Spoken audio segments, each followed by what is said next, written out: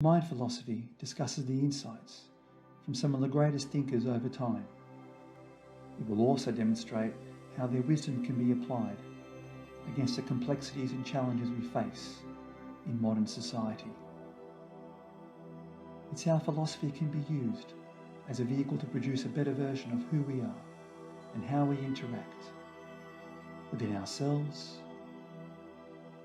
and each other.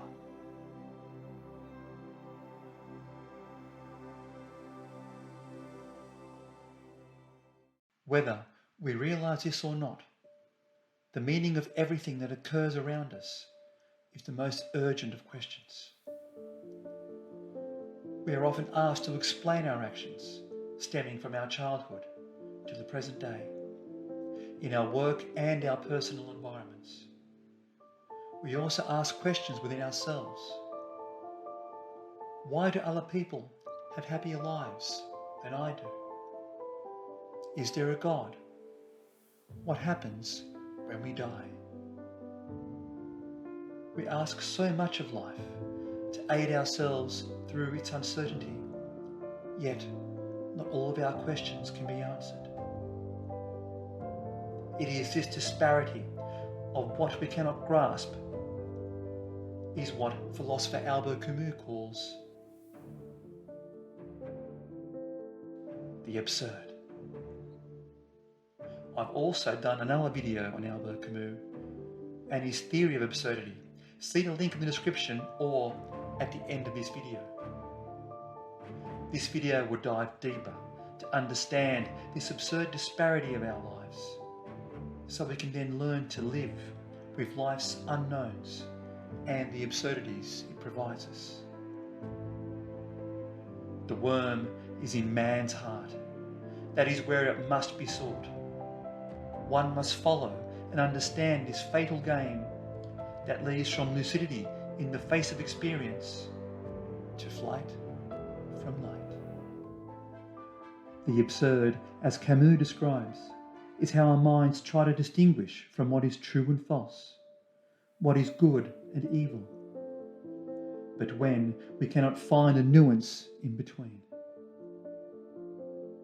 As soon as our thoughts reflect themselves, we find a contradiction.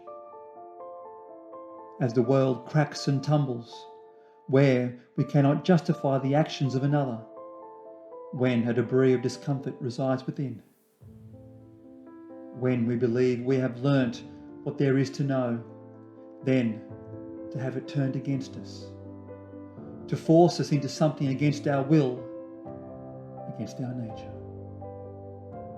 It is the chaos that we did not foresee. It is our longing for happiness and certainty. The absurd is the confrontation between the voice we yearn to hear to comfort our soul, yet silence then eventuated.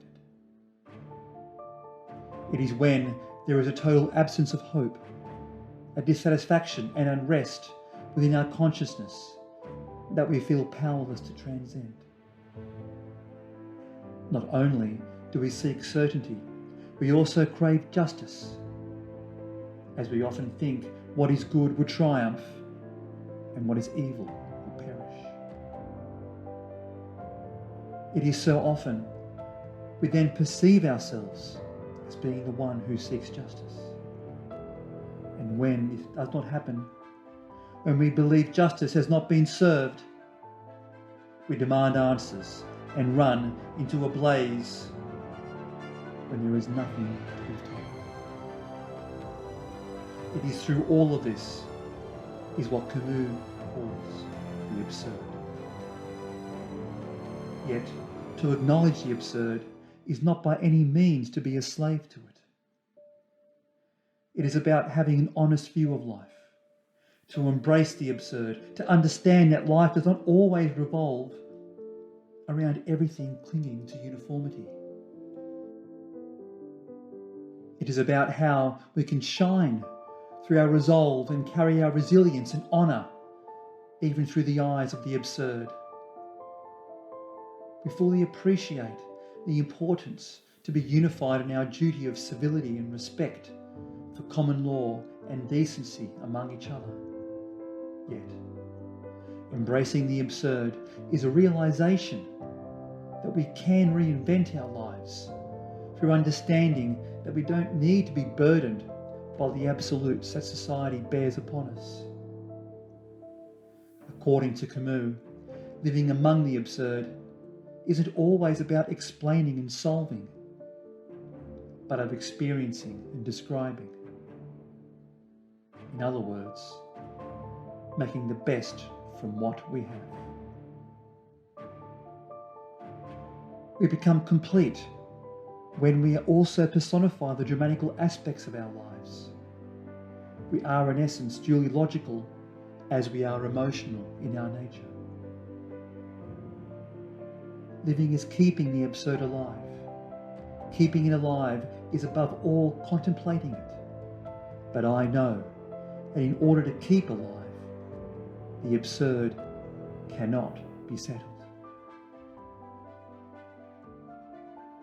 We are all subject to conflicting emotions.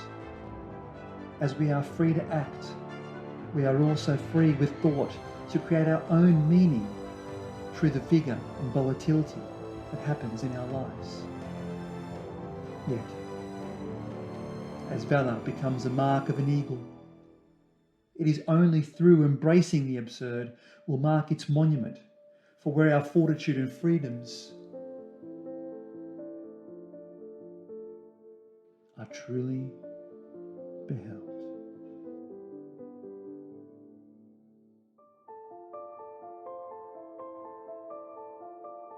Thank you for watching. If you enjoyed this video, please press the like button and subscribe, and leave your comments. Also look out for my other video on Albert Camus, and there'll be more to come as part of an ongoing series. I look forward to seeing you on our next journey.